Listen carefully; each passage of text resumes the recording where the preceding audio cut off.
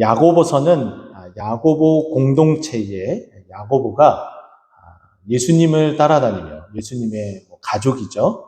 예수님이 공생의 사역을 하시며 무엇을 강조했는지, 또 야고보 공동체는 지금 가장 시급한 것이 무엇인지에 대해서 1장부터 시작해서 그 공동체 안에 많은 사람들에게 이야기를 해주고 있습니다.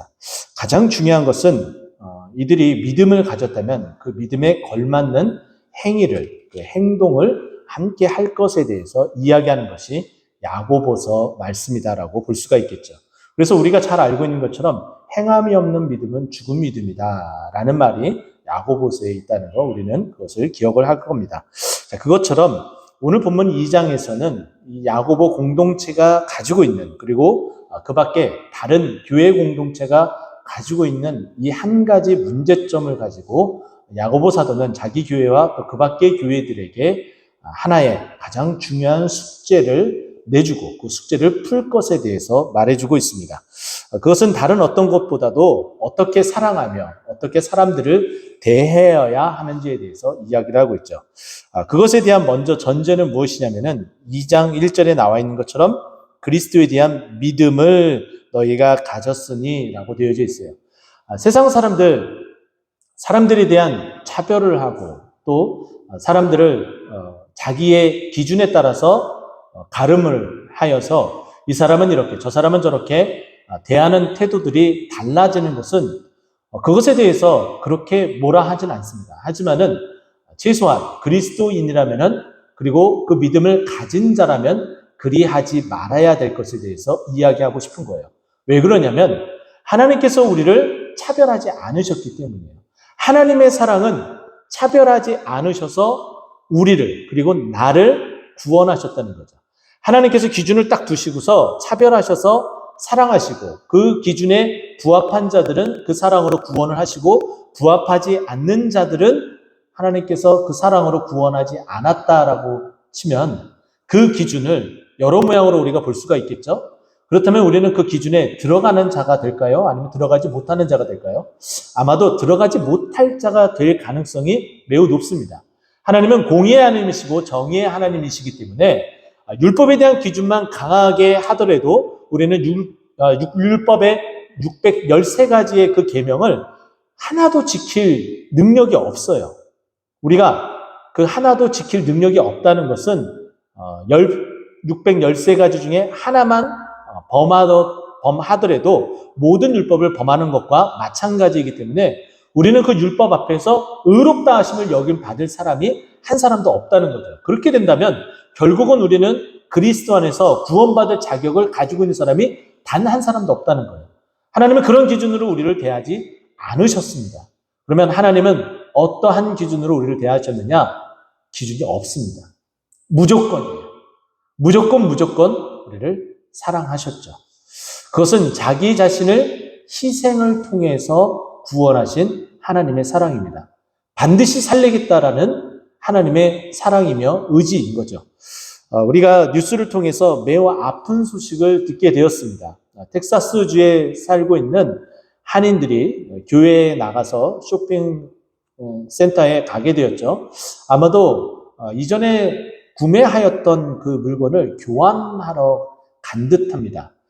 근데 그곳에 일가족이 함께 갔는데 거기에서 멕시칸계 사람이 총기를 난사하여서 한인 가족이 죽게 되는 소식을 우리는 접하게 되었습니다. 그 중에 두 부부가 죽었고 그리고 아들 한 명이 죽게 되었죠. 근데 그 중에 한 아들이 6살 먹은 아들이 살아났다는 소식을 우리는 접하게 되었습니다. 이 아들이 어떻게 살아나게 되었을까요?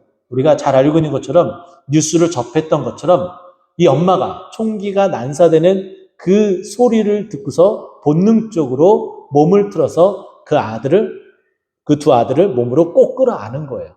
그 중에 한 아들은 희생이 되었지만 그 엄마의 품 속에 있었던 그 6살 먹은 그 아들은 죽음을 면하게 되었죠. 물론 부상을 당하게 되었지만 죽음을 면하고 이제 그 부모 없는 세상에서 살아가야 될 그 아들이 되었습니다.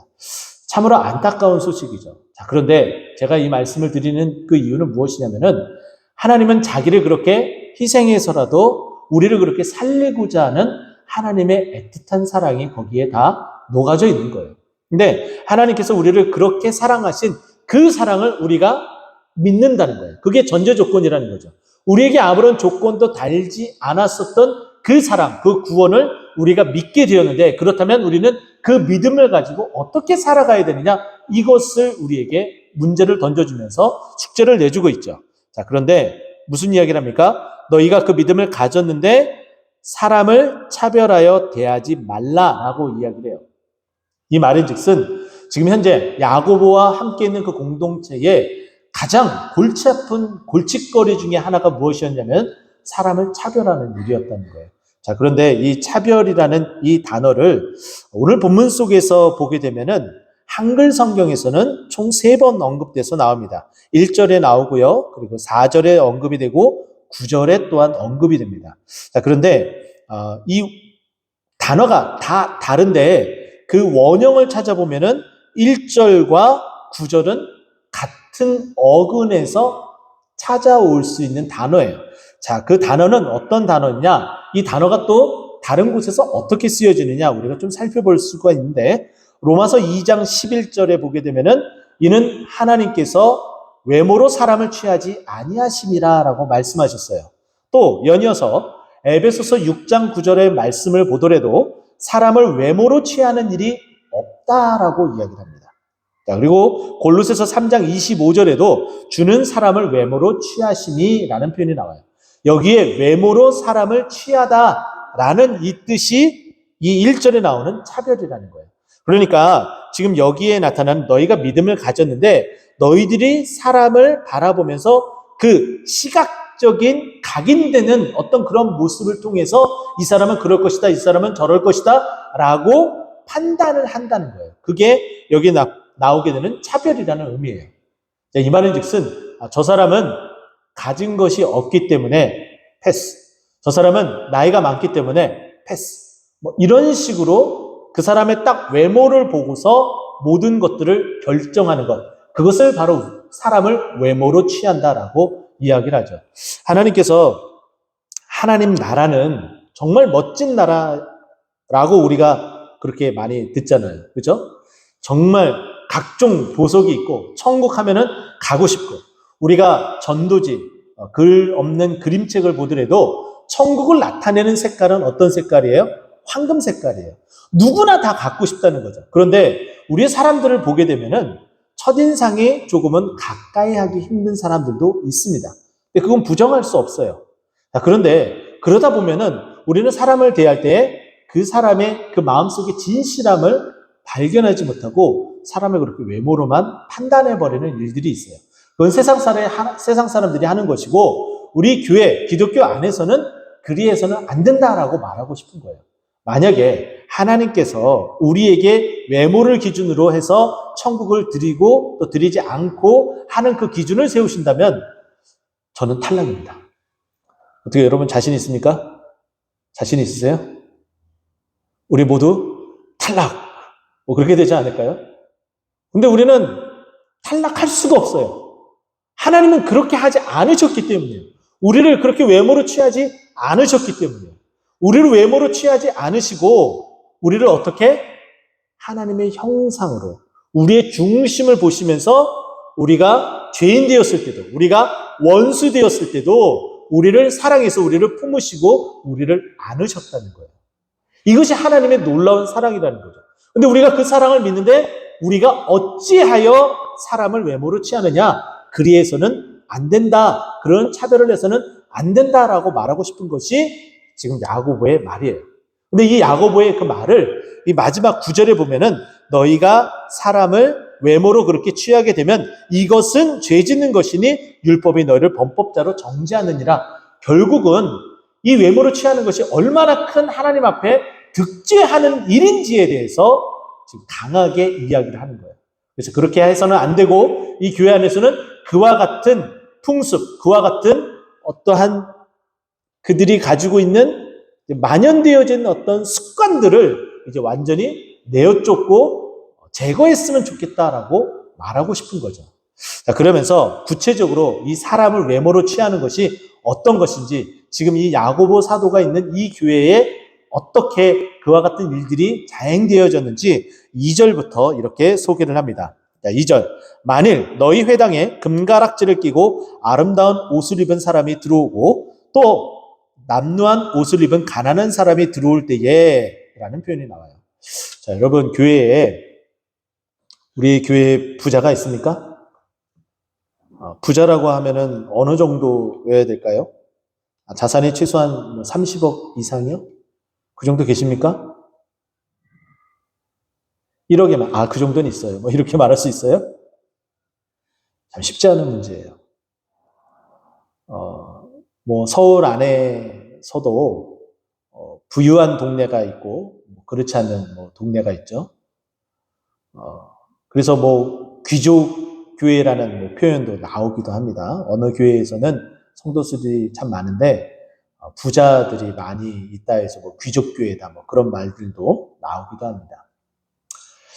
그런데 우리 주님은 늘 가난한 자와 함께 하셨죠. 친구처럼 또 가족처럼 그렇게 지내신 것이 우리 주님이십니다. 가장 대표적으로 우리가 알고 있는 베다니에 사는 나사로가 있죠. 베단이라는 뜻이 제가 무엇이라고 말씀드렸는지 기억하세요? 찢어지게 가난한, 정말 가난하디 가난한 동네에 살고 있는 나사로. 그래서 거지 나사로라고 우리가 이야기를 하죠. 뭐 동명이인일 수도 있겠지만 어쨌든 매우 가난한 그 동네에 나사로가 죽게 되었을 때에 그가 사랑하시는 자라는 표현을 쓰면서 그를 다시 살리시는 그런 기적과 같은 일들도 보게 되죠. 예수님께서는 헐벗고 가난한 자에게 다가가셨고 또 그들에게 먹을 것을 주면서 그 필요를 채워주셨던 것이 예수님의 공생의 사역이었습니다. 그것을 본받아서 베드로도 그리고 다른 사도들도 늘 없는 자들을 향하여서 가서 그 은혜와 사랑과 그 복을 나누는 그 모습을 볼 수가 있습니다. 사도행전을 보더라도 늘 기도하던 시간에 베드로와 요한이 예루살렘 성전에 올라갈 때에 성전 미문에 앉아 있었던 나면서 보지 못하는 자에게 안전뱅이에게 다가가서 이렇게 이야기하죠. 내가 은과 금은 내게 없거니와 내게 있는 것으로 내게 주노니 나사렛 예수 그리스도의 이름으로 일어나 걸어라.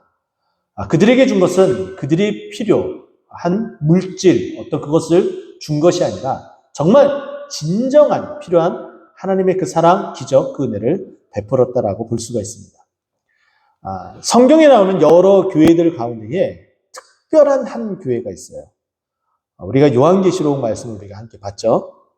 서머나 교회의 이야기입니다.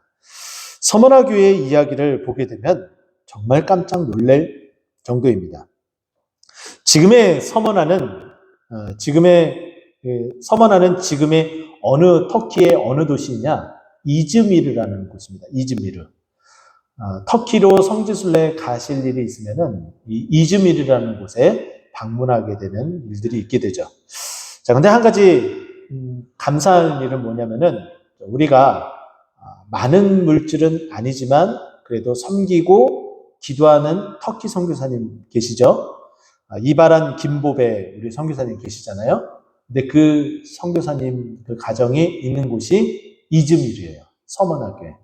근데 이 서머나 교회는 매우 독특한 항구 도시 가운데 하나입니다. 이 도시는 항구 도시로 대형 항구 도시로 유명한 에베소에서 북쪽으로 60km 정도 떨어진 곳입니다. 둘 다 에베소나 이 이즈미르, 이 서머나나 굉장히 교역량이 많은 대형 항구 도시였어요. 이때 당시만 해도 인구가 10만이 넘는 대도시였다라고 기록은 말해주고 있어요. 지금 10만도 굉장히 많은 도시죠. 지금 10만이 없어서 통폐합되는 시도군들이 많은데, 군들도 많은데, 지금 이 당시에 10만이라고 하는 대도시가 있었다는 것이고, 또 거기에는 많은 교역량, 물자가 오고 가는 일들이 굉장히 많았습니다.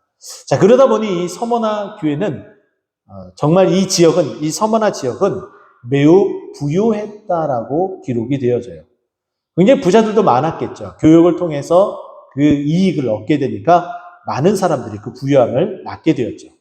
근데 이곳에 또한 문제점이 하나가 있었는데 우리 기독교 입장에서 봤을 때에 이곳의 문제점은 무엇이었냐면은 이곳이 우상이 굉장히 많은 도시였다는 거예요. 가령 예를 들자면은 이곳에는 도시 서쪽에는 제우스 신들이 여기에 이제 신전이 있고요.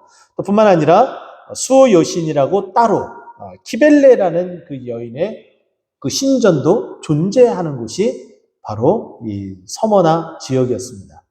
또 서머나는 또 무엇으로 유명하냐면 우리가 순교자 기념관을 다녀오신 분들은 아시겠지만은 순교자 기념관에 보면은 초대교회 순교자로서 첫 기록을 남게 되는 순교자가 있는데 폴리캅이라는 분이 계십니다. 감독 폴리캅이 계시는데 그분이 바로 이 서머나 교회의 감독이었습니다. 요한계시록을 보더라도 너희가 환란이 임하게 되는 것에 대해서 언급을 하죠. 근데 그 환란을 이겨낸 것에 대해서 칭찬을 받는 것이 서머나 교회의 모습입니다. 근데 왜 이들에게 문제가 이제 발생을 하게 되었느냐? 풍부한 것만큼 이 도시가 우상이 풍부했다고 했는데 그 중에 정말 피하고 싶은 우상이 하나가 있었는데 그것은 황제 숭배에 대한 우상이었습니다. 이 황제 숭배에 대한 우상은 로마 황제를 신으로 내가 곧 신이다 라고 얘기하는 로마 신을 섬겨야 되는 로마의 황제를 섬겨야 되는 그 일이었는데 이때 당시에 뭐 서머나뿐만이 아니라 다른 여타의 큰 도시들은 다 이것으로 인해서 핍박을 굉장히 많이 받았어요. 그러나 주요 타겟이 되는 것은 특별히 눈에 잘 띄는 대형 도시들이 더더군다나 눈에 띄었겠죠. 그런데 이 서머나 교회의 그 모습들을 요한계시록 2장 9절에는 뭐라고 언급을 하냐면은 환난과 궁핍을 알거니와 라는 표현을 쓰고 있어요. 네 서머나 교회 너희들의 환난이 있는 것 안다. 그리고 궁핍이 있는 것 안다. 라고 얘기해요. 참 여기에 좀 이상한 점을 우리가 발견해야 되지 않습니까? 왜냐하면 이 서머나라는 것이 교역량이 많고 물자 이동이 많아서 굉장히 부유한 도시인데 이들은 궁핍하다라고, 이 교회는 궁핍하다라고 얘기를 해요. 제가 요한계시록 설교를 하면서 여러분들에게 말씀을 드렸죠. 이때 당시에 이 상업도시로 지정되어지는 이곳들은 특별히 상인들이 조합을 만들어서 자신들의 일을 하고 영리를 목적으로 해서 함께 뭉치는 일들이 있습니다. 이것을 보통 우리는 길드라고 표현을 합니다. 근데 이런 길드들이 곳곳에 자리 잡고 있는데 황제 숭배를 하지 않는 기독교인들을 다 배제시켜 버립니다. 그러니까 이 도시 전체는 굉장히 부유한데 그 일들을 할 수 있는 능력도 있어요. 기술도 있어요. 그런데 황제 숭배를 하지 않는다는 이유 하나만으로 너희들이 들어오면 우리까지 피해 본다라는 그 명목 아래 이 길드 안에 기독교인들을 다 배제시켜 버립니다. 그러니까 일을 할 수 없겠죠. 그리고 뿐만 아니라 이들에게 통용되어지는 그 모든 것들이 다 제외가 되니까는 어떻게 할 도리가 없는 거예요. 아무리 좋은 물건을 만들어도 아무리 그것을 잘 교육을 하고 또 박리다매를 하기 위해서 저렴한 가격을 내놔도 사람들이 사주지 않고 다 외면하는 거예요. 왜냐하면 황제 숭배를 하지 않았기 때문입니다. 그런 환난과 핍박으로 인해서 그 신앙을 지키다 보니까 어떻게 된 거예요? 이 교회는 점점 피폐해지기 시작을 하는 거죠. 그런데 이 교회는 칭찬을 받아요. 어떻게 해요? 너희는 실상은 부유한 자다라고 이야기를 합니다. 여러분 대형 교회, 큰 교회들 그런 교회들이 부유한 교회가 아니라 하나님의 말씀, 그 믿음을 순수히 붙잡고 정말 하나님 앞에 매달리며 하나님의 은혜와 복으로 살아가는 그 교회가 실상은 가장 부유한 교회라는 거예요. 그 믿음을 지키기 위해서 어떠한 해로운 일이 있을지라도 그 믿음을 포기하지 않는 거죠. 이렇게 가난한 것에 대한 것을 두려워하지도 않고 그것이 남의 일이 아니라 내 일로 여기면서 다 수용하고 받아들이고 또 그 믿음을 지켜나가려고 하는 것이 이 서만학교의 모습이었다면 이 야고보 공동체도 그리해야 된다라는 것을 말해주고 있어요. 물론 이 서만학교의 그 모습은 지금 야고보가 쓰고 있는 이 글보다 한참 앞전에 쓴 것인데 일맥상통하고 있는 거예요. 계속해서. 자, 봅니다. 그렇게 가락지를 끼고 아름다운 옷을 입고 오는 사람이 있고 또 남루한 옷을 입은 사람이 왔어요. 그런데 3절 보세요. 너희가 아름다운 옷을 입은 자는 눈여겨보고 딱 들어오는 순간 오, 저 사람 하면서 시선 집중이 되는 거예요. 그러면서 어떻게 하든지 그 사람을 붙잡으려고 하는 거죠. 그렇기 때문에 여기 좋은 자리 있습니다. 여기 최고로 좋은 자리예요. 아우, 여기 앉으셔요. 하고서 정말 너무 친절하게 안내를 하죠. 자, 그런데 반대로 가난한 자들은 어떻게 대하는지 한번 보세요. 너는 거기에 서 있든지 말든지 뭐 이런 식이죠. 그래서 4절에 보면 3절 마지막에 보면은 너는 거기 서 있든지 정확하게 이렇게 이야기를 합니다. 그러면서 또 뭐라고 얘기를 해요? 앉으려면은 저 아래에 와서 앉아라는 얘기예요. 여기 서 있든지 아니면 저 구석에 저기 찌그러져 있든지 이런 표현이라는 거예요. 어떻게 사람을 이렇게 대할 수가 있습니까? 그래서는 안 된다는 거죠. 근데 교회가 그와 같은 똑같은 모습은 아닐지라도 그와 같은 모습으로 어떻게 하고 있는 거예요? 그렇게 사람을 외모로 취하고 있었다는 거예요. 그래서 이것을 근절하기 위해서 지금 야고보는 말을 하고 있습니다. 자, 그러면서 4절에 보면은 너희끼리 서로 차별하며 악한 생각으로 판단하는 자가 되는 것 아니냐? 이것은 뭐냐면은 4절에 아까 제가 말씀드렸던 이 차별이라는 이 단어는 우리가 앞에서 외모로 취하다라는 이 단어의 뜻이 아니라 이것은 구분되어진, 구분시켜 놓은, 선을 그어 놓은 이런 뜻의 디아크리노라는 단어를 사용하고 있어요. 자, 그러면 이렇게 해석하면 되겠죠? 너희끼리 서로 선을 그어서 어떻게 악한 생각으로 판단하냐?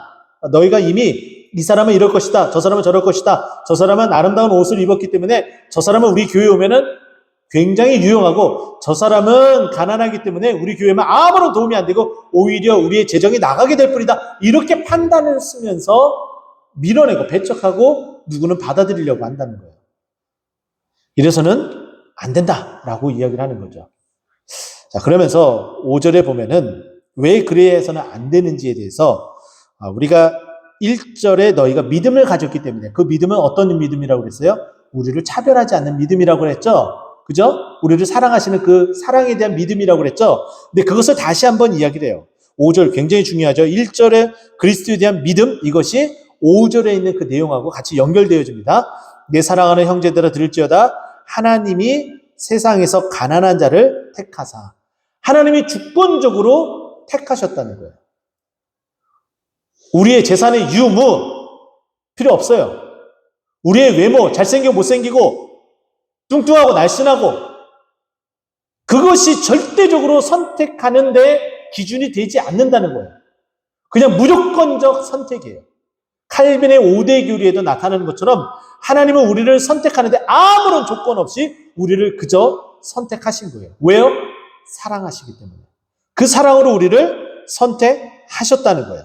근데 그 선택해서 우리를 어떻게 만들었어요? 믿음을 갖게 하셨어요. 믿음이 없는 가난한 자였는데 믿음을 가지게 되는 부유한 자로 만드셨다라고 이야기를 해요.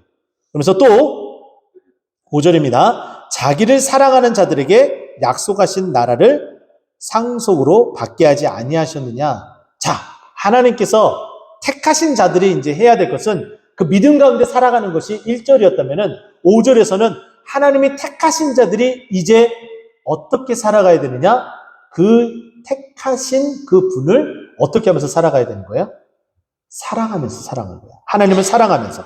그렇기 때문에 그 사랑하면서 살아가야 되기 때문에 8절에 보면은 너희가 만일 성경이 기록된 대로 내 이웃을 사랑하기를 내 몸과 같이 사랑하라 하신 최고의 법을 지키면 잘하는 것입니다. 하나님이 우리를 사랑하는 것 같이, 그죠? 위로는 하나님을 사랑하고 내 이웃을 내 몸과 같이 사랑하라 하신 그 사랑으로 살아가라라고 이야기하는 거예요.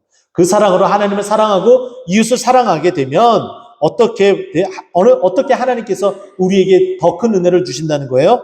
하나님의 나라를, 약속하셨던 그 하나님의 나라를 어떻게 상속으로 받게 해주시겠다라고 말씀하고 있는 거죠.